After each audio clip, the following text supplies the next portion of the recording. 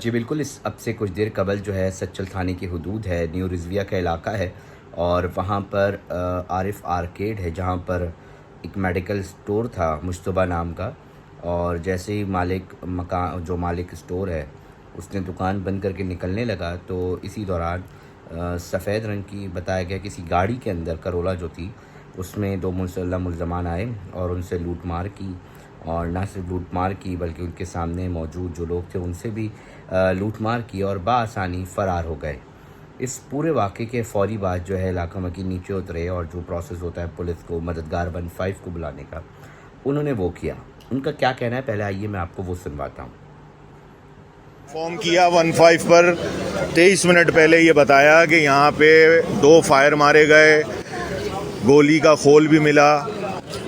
یہ مشتبہ میڈیکل کے مالک جو ہیں ان سے پیسے کیش دکان بند کر رہے تھے، موٹر سائیکل کی چابی، کیش، ان کے کارڈ، ان کی ساری چیزیں، موبائل سب لے گئے ہیں۔ 23 منٹ پہلے 15 کو انفارم کیا گیا۔ 23 منٹ سے اب تک اس وقت آپ دیکھ لیں کیا ٹائم ہو گیا ہے، اب تک سچل تھانے کی کوئی موبائل، کوئی 15 کسی نے کوئی رابطہ نہیں کیا۔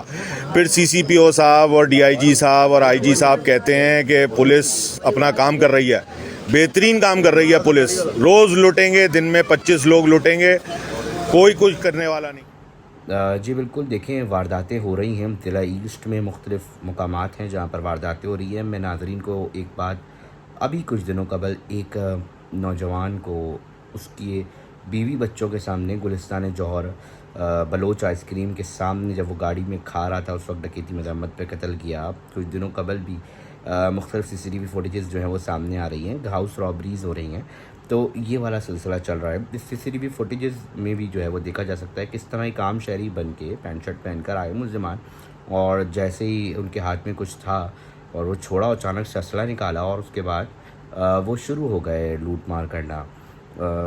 23 منٹ تک سوچیں، پولیس کو وہ بلا رہے ہیں، کوئی نہیں آیا۔ کم سے کم فوری رسپونڈ جو ہے وہ رسپونڈ کرنا چاہیے پولیس کو، مددگار 15 کو۔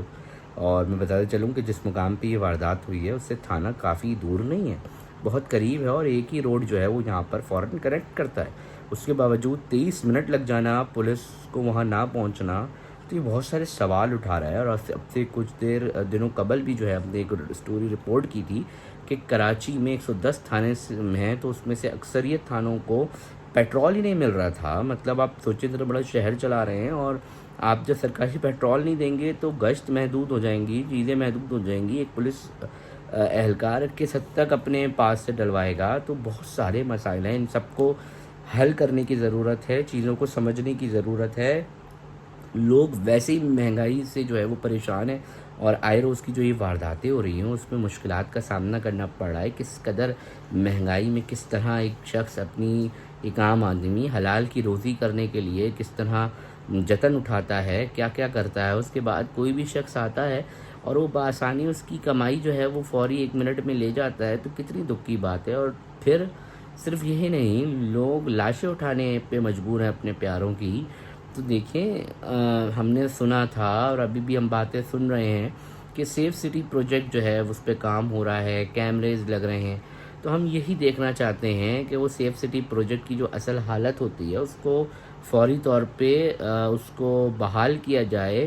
جو کیمریز لگنے ہیں وہ فوری لگیں تاکہ ایٹ لیسٹ جو لوگ چوری کر کے جا رہے ہیں، جو ڈکیتی مار کے جا رہے ہیں، ان کی تصویر تو ملے اس علاقہ مکینوں کو، ان شہریوں کو، اور وہ کون لوگ ہیں، کہاں سے آ رہے ہیں، کہاں جا رہے ہیں۔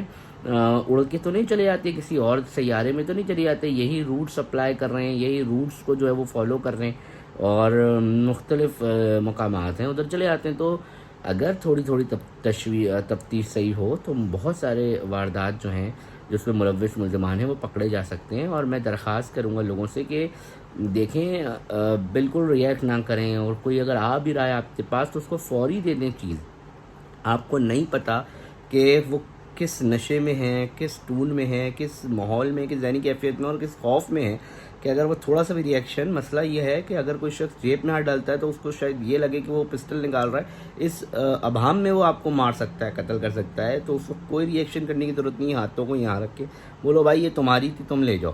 بدقسمتی ہے کیونکہ جان سے بڑھ کے کچھ نہیں، یہ چیزیں پھر آ جائیں گی، مگر اگر ایک دفعہ جان چلی گئی، گولی لگ گئی، تو بہت سارے مسائل کا آپ لوگوں کو سامنا کرنا پڑ سکتا ہے۔ اور میں پولیس افسران سے درخواست کروں گا، دیکھیں گشت بڑھائیں، چیزوں کو مینیج کریں۔